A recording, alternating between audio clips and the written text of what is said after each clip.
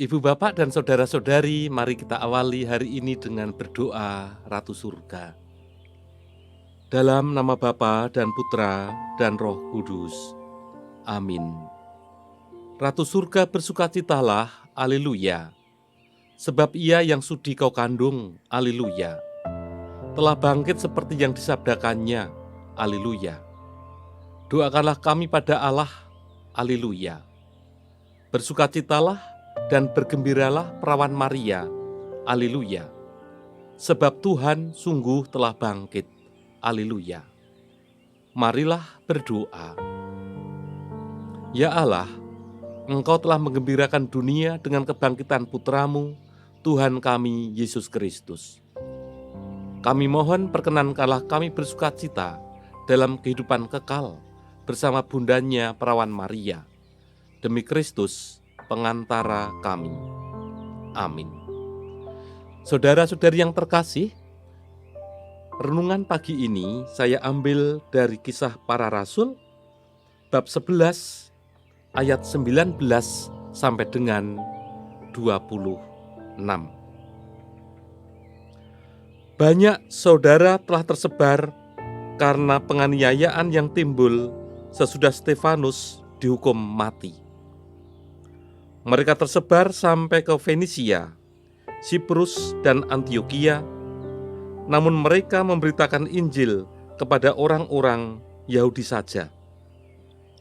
Akan tetapi di antara mereka ada beberapa orang Siprus dan orang Kirene yang tiba di Antioquia dan berbicara juga kepada orang-orang Yunani. Mereka ini memberitakan Injil bahwa Yesus adalah Tuhan. Tangan Tuhan menyertai mereka dan sejumlah besar orang menjadi percaya dan berbalik kepada Tuhan. Maka sampailah kabar tentang mereka itu kepada jemaat di Yerusalem. Lalu jemaat di Yerusalem itu mengutus Barnabas ke Antioquia. Setelah Barnabas datang dan melihat kasih karunia Allah, bersukacitalah ia. Ia menasihati mereka supaya mereka semua tetap setia kepada Tuhan. Karena Barnabas adalah orang baik, penuh dengan Roh Kudus dan iman. Sejumlah orang dibawa kepada Tuhan. Lalu pergilah Barnabas ke Tarsus untuk mencari Saulus. Dan setelah bertemu dengan dia, ia membawanya ke Antioquia. Mereka tinggal bersama-sama dengan jemaat itu 1 tahun lamanya, sambil mengajar banyak orang.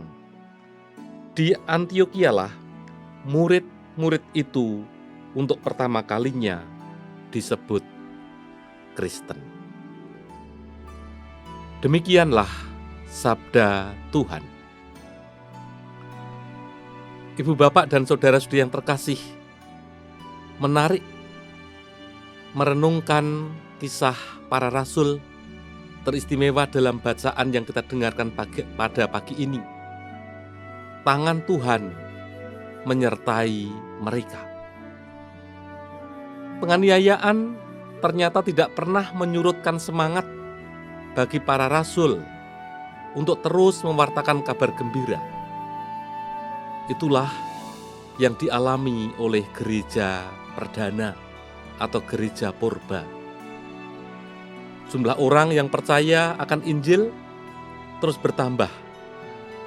Bahkan pemberitaan Injil tidak hanya berhenti di Yerusalem, tetapi sudah sampai di daerah yang menurut orang Yahudi disebut daerah kafir.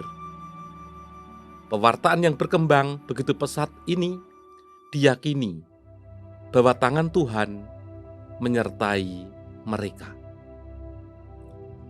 Tangan Tuhan yang menyertai mereka itu tampak dari situasi jemaat di Antioquia. Mereka hidup penuh kasih karunia dan sukacita. Bahkan tertulis dalam bacaan pertama hari ini, di Antioquia lah jemaat perdana ini disebut Kristen. Di zaman ini pun Tangan Tuhan terus bekerja dan senantiasa menyertai hidup kita. Penyertaan Tuhan tidak mudah untuk kita pahami dengan akal budi kita. Namun kita yakin, dalam keadaan yang berat dan sulit sekalipun, Tuhan tidak pernah meninggalkan kita. Dia ada, hadir, memberikan kekuatan kepada kita. Semoga kasih karunia dan sukacita dari Allah senantiasa menyertai hidup dan perjuangan kita. Berkah dalam. Mari kita akhiri dengan mohon berkat Tuhan. Tuhan bersamamu. Semoga kita, seluruh keluarga dan komunitas kita, karya pekerjaan dan pelayanan kita pada hari ini senantiasa dibimbing, dilindungi, dan diberkati oleh Allah yang Maha Kuasa, Bapa dan Putra dan Roh Kudus. Amin.